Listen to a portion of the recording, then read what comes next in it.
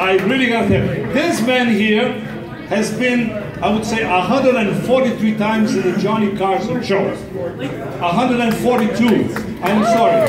He's been in Las Vegas for 37 years.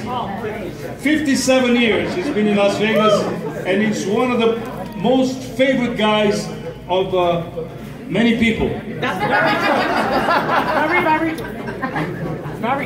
I gotta tell you this. This gentleman is really an icon, a show business guy that people come to learn timing, learning delivery, and other things. I am honored to say that he's my friend. Ladies and gentlemen, Peter Anthony! Pete Barbutti! They said, oh no, oh no! Okay, folks, here is Pete Barbutti. Thank you, Nelson. This is, yeah, I've been here a bunch of times. It's always a joy to come back. And I gotta, this guy here, Nelson Sardelli, he's a very busy man. He runs a lot of other functions, but I gotta tell you that this he looks forward to, and he works very hard putting this together the entire year, and he deserves a round of applause. Nelson Sardelli. I'm only going to tell you this one story. This is a true story, I swear to God, and it's about Nelson. People don't know this. Nelson's great-grandfather, Nunzio Sardelli, this is a true story, flew for the Italian Air Force in the First World War. Now, in the First World War, Italy was an ally of ours. In the Second World War, they were sort of the enemy. Luckily, they never fought. I mean, Mussolini got him excited, and he bought him uniforms, and they took them home and had them tailored. They had the jackets cut in and the pants pegged. And Mussolini gave them hats, and they had the hats fixed. And then he gave them guns, and they had the barrels engraved and the stocks. And then he said, we have to go to Germany now. And they gave everything back. So you can't even get good mustacholi in northern Italy, never mind Germany, so they never fought. But this is a true story. His great-grandfather, Nunzio Sardelli, was a pilot in World War I and was shot down, one of the German flying aces, not the Red Baron, because that's a lot of nonsense. That's, you know, a lot of mythology. Shot down one of the best German pilots, and to show you the compassion of the Sardellis, Great-Grandpa Nunzio went to the hospital to see the guy that he shot down. And he said to the guy, hey, I'm sorry I shot you down, your plane crashed, but war is hell, and you're trying to shoot me down, and that's the way it is. And the German pilot said, I have no ill feelings towards you, because I mean, war is hell, and we're all up there just doing our thing. My only regret is I'll never fly again. And Grandpa Nunzio Sardelli said, hey, don't worry, man, you're going to fly again, you'll be fine. And the guy said, no, because in the crash, unfortunately, I lived through it. I had only minor injuries, but my foot was very badly damaged, and they told me they'd probably have to amputate my foot, so I won't be able to work the pedals of the plane, you know. And so Great-Grandpa Nunzio said, hey, don't worry about it, man. Everything's going to be okay. Is there anything I can get for you? You know, anything I can do for you? Like get you some pepperoni sandwiches or some wine or something? And this German pilot looked at Great-Grandpa Nunzio and says, there is something if you would be so kind as to acquiesce to this request of mine. When they amputate my foot, if I have the surgeon wrap it in gauze, would you take it on your next mission? And as you fly over Germany, would you throw it from the plane? And I'll know that part of me will again rest on the motherland of Germany. And Great-Grandpa Nunzio looked at this guy and said, this guy is wacko, man, he's nuts. But he said, okay, I'll do it. He didn't want to, but he did it. Now, come back to visit him again was about 2 months later, wasn't it? 2 months later. It was 3 months later. True story. Yes, a true story. And he said to the German pilot, look, I did everything you asked. I hope in some way this has buoyed your spirits. And the German pilot said, yeah, my spirits were fine, Nunzio, until about an hour ago they informed me that they didn't quite get all the infection, and now they have to amputate up to the knee. And could I impose upon you once more to take this piece of leg wrapped in gauze and take it to Germany. And great-grandpa Nunzio looked at it, he says, man, this guy is wacko. He's losing it. He figured, but he probably doesn't have long to live, you know. So he said, okay, I'll do it. And he did it. Now he come back to visit him. It was almost a year, wasn't it? It was 2 years. I didn't know it was that long. This is a true story. Came back to visit him 2 years later.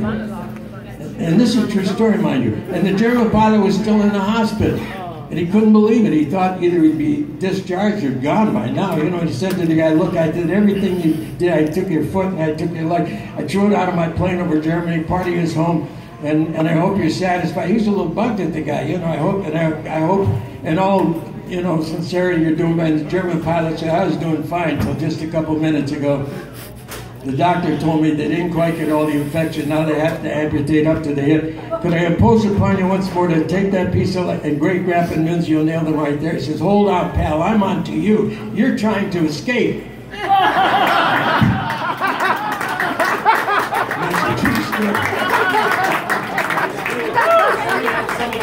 Yeah, they're still on it.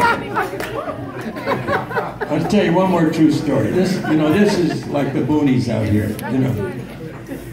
Not so much anymore, but I've been in town almost 60 years now. There was nothing out there. Henderson was like a joke. Henderson was built because it was cheaper to build Henderson than it was to put up a sign that says Las Vegas, 12 miles.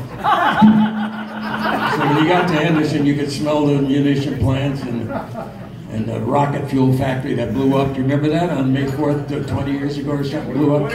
Pepcon, you remember that? But I was not far from there when that thing went off. I want to tell you. I want to tell you too how smart our Defense Department is.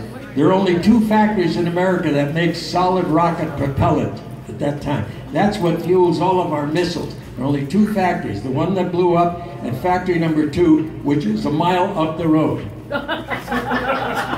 Now, bear this in mind. If one factory had set off a chain reaction and blown up the other one, we'd all be sitting here speaking Chinese today and eating fried rice. But God works in mysterious ways. In between these 2 rocket fuel factories, he put a marshmallow factory. Kid marshmallows. And the marshmallows absorbed the concussion and saved all America. So the next time you have cocoa, I have no idea where this is going. It's a true story. I'm going to tell you. Henderson, now this is, you know, people say, well, this used to be a better town with the mob right now. There's mob here now. They're all over. There's mob in Henderson. I want to tell you a true story that happened. This was a long time ago. There was a stupid little shopping center in Henderson. When I say stupid little shopping center, there was a beer bar. They didn't even serve whiskey, just beer, you know. And there was a shoe store, a stupid shoe store, and there was a stupid market. It was small, really small market. It wasn't even a 7-Eleven, you know. It was a 610. There. That's how small this market was. So this guy, you know, worked in the shoe store. And he went in the bar every night to get drunk because he didn't want to go home because his wife used to spend all of his money on this stupid market. And he didn't like it, but there wasn't anything he could do. He couldn't figure out how to spend all of his money. Anyway, he's drinking in the bar one night. This guy next to him has on about a $2,000 suit. He says, you're not from Henderson. The guy says, no, I'm from New York. I'm spending the night flying out tomorrow morning, you know.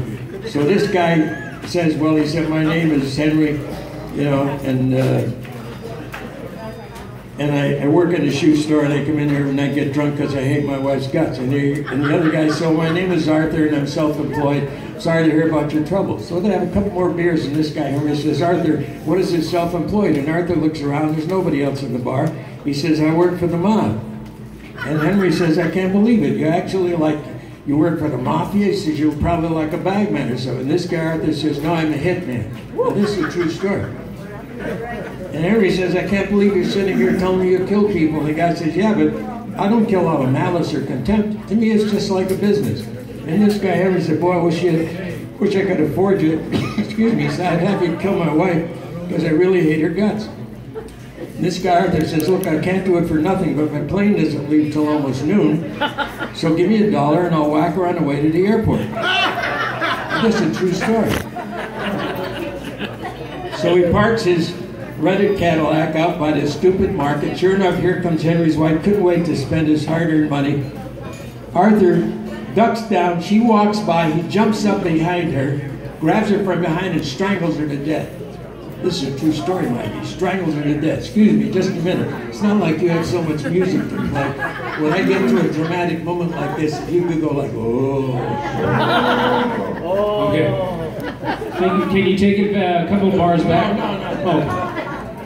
So now he's stuffing her body in the trunk, but he forgot he was going to the airport. He had his luggage and his golf clubs and everything in it. And his 9-iron had slid out of the bag, and she had thongs on. It was summer. Her thongs fell off, and her toes got chicken-footed on the 9-iron. This is a true story, mind you. And he couldn't get her body into the trunk. And he hears this voice say, "What's going on over there?" He looks over there. It's the box boy, the kid who wheels the carts in, like at the end of the day from the parking lot. They only have the one cart. Stupid little market. And this kid says, "What's going?" And the kid starts walking over. And this guy Arthur says, "What the hell is it? I'm doing this for $1. I'm gonna have an eyewitness? No way." So he ducks down. This kid comes over, looks in the trunk, sees Henry's dead wife in there. And Arthur grabs him from behind and he strangles him to death too. Oh. Now, here comes Miss Busybody from across the street. And she says, "After everything that happened, and I called the highway patrol. You're in a lot of trouble, Jack." He says, "Is that right?" So he grabs her and he strangles her to death. Oh. Now he's trying to get these bodies in the trunk, but Henry's wife, her toes are still caught on the 9-iron. This kid, the box boy, had one of those elastic things on that they make you wear like for lifting so you don't strain yourself. Got caught on Frankie's dead wife's head, and he kept bouncing back up out of the trunk. And here's Miss Busybody. It took him so long that the highway patrol showed up, and the guy was tried, convicted, and he's doing life in prison right here in Nevada. That's the way it should be. What bugged me is that stupid market out there. The owner was like the biggest thing that ever happened. Next day, had it up in the marquee, bigger than life. It said, "Artichoke 3 for $1."